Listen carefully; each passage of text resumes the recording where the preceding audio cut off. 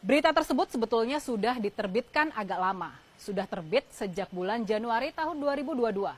Tapi memang kabar ini kurang digaungkan oleh media-media di Indonesia. Berita tersebut diterbitkan oleh sebuah media Israel, yakni The Jerusalem Post. Alamat situsnya jpost.com. Buat lebih memahami konteks dari berita penting ini, kita harus bahas dulu soal The Jerusalem Post-nya. Media ini adalah surat kabar berbahasa Inggris tertua di Israel. Media ini didirikan oleh seorang laki-laki Yahudi bernama Gerson Agron pada tahun 1932 dengan nama The Palestine Post. Nama tersebut bertahan sampai dengan tahun 1950 dan kemudian diganti menjadi The Jerusalem Post. Sampai sekarang media ini bisa dianggap sebagai media berbahasa Inggris paling berpengaruh di Israel. Jadi The Jerusalem Post ini bukan media kaleng-kaleng ya. Nah, tanggal 11 Januari tahun 2022, The Jerusalem Post menerbitkan sebuah artikel dengan judul How Agriculture Led Indonesia's Defense Minister to Talk Normalization with Israel.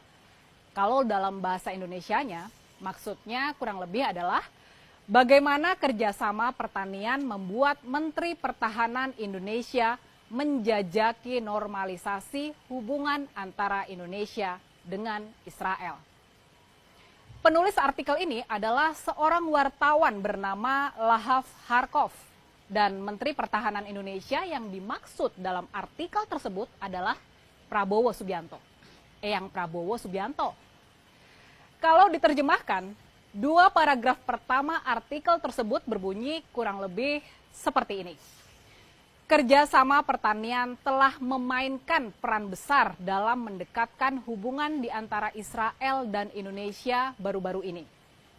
Menteri Pertahanan Indonesia, Prabowo Subianto, memimpin upaya tersebut dari Jakarta. Serangkaian pertemuan, pernyataan, dan laporan dalam beberapa bulan terakhir di tahun 2021 menunjukkan kalau Israel dan Indonesia, negara dengan populasi muslim terbesar di dunia, semakin dekat. Ketemu lagi dengan saya, Rini Budoyo, di Hot Topic.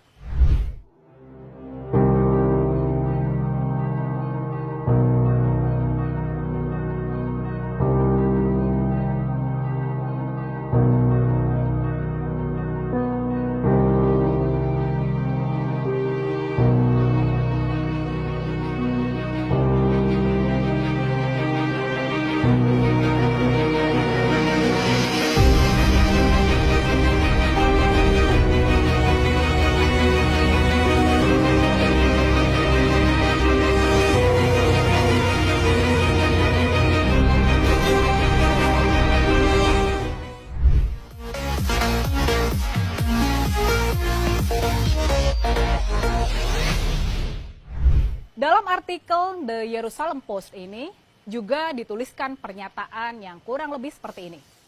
Prabowo Subianto bertemu dengan penasihat keamanan nasional Eyal Hulata pada sebuah konferensi di Manama di bulan November lalu.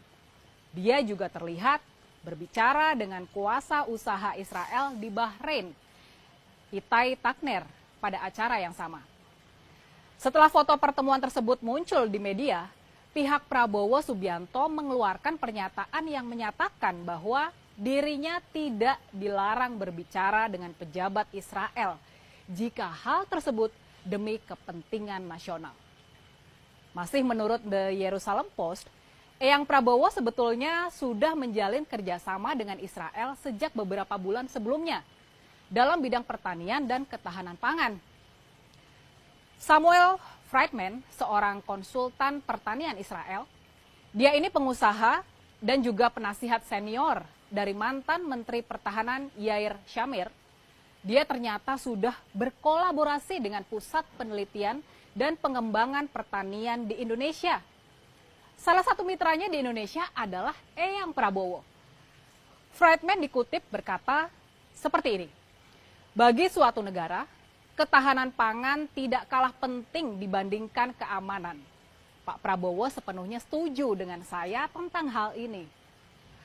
Friedman juga berkata, kalau dia tahu ada pembicaraan tentang normalisasi hubungan antara Israel dan Indonesia, tapi dia tidak terlibat dalam urusan politiknya.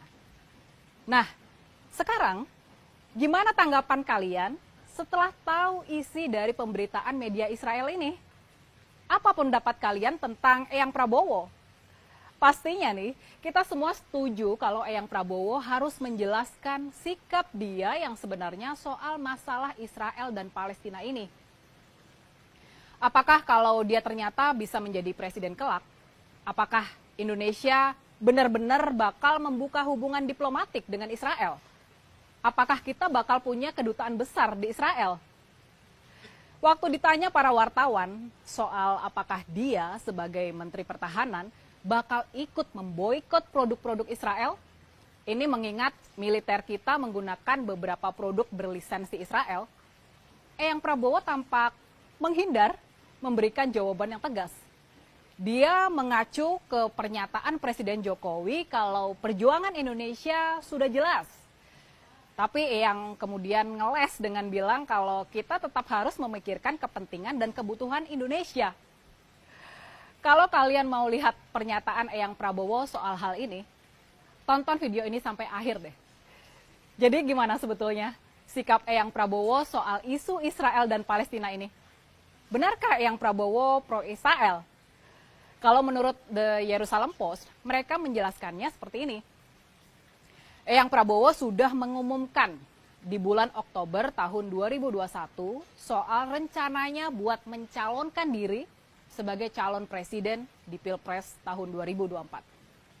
Nah, terkait dengan hal ini, sama seperti banyak pemimpin negara-negara Arab dan Muslim lainnya yang berupaya buat bisa membuka hubungan dengan Israel, Eyang Prabowo juga memandang sikap terhadap Israel sebagai bagian penting dalam menjalin hubungan yang lebih baik dengan Amerika Serikat.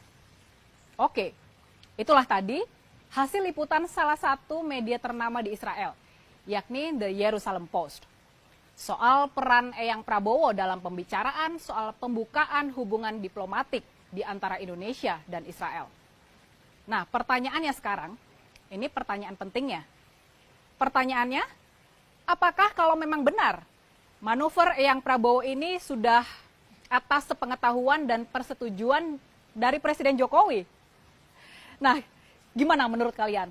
Kalau cerita Israel gimana Pak? Boikot. Kan sekarang ini ada gerakan solidaritas Palestina Pak yang memboikot produk-produk dan teknologi Israel. Indonesia kan sekarang menggunakan beberapa teknologi yang lisensinya dari Israel. Apakah kita juga akan bersolidaritas dengan gerakan itu juga Pak untuk mendukung gerakan kemerdekaan di Palestina? Kan perjuangan kita sudah jelas. Presiden sudah ngomong, perjuangan kita hanya kita juga akan memikirkan kepentingan dan kebutuhan kita. Artinya rencana membuka boikot juga Pak ya? Terima kasih Pak. Terima kasih Mbak.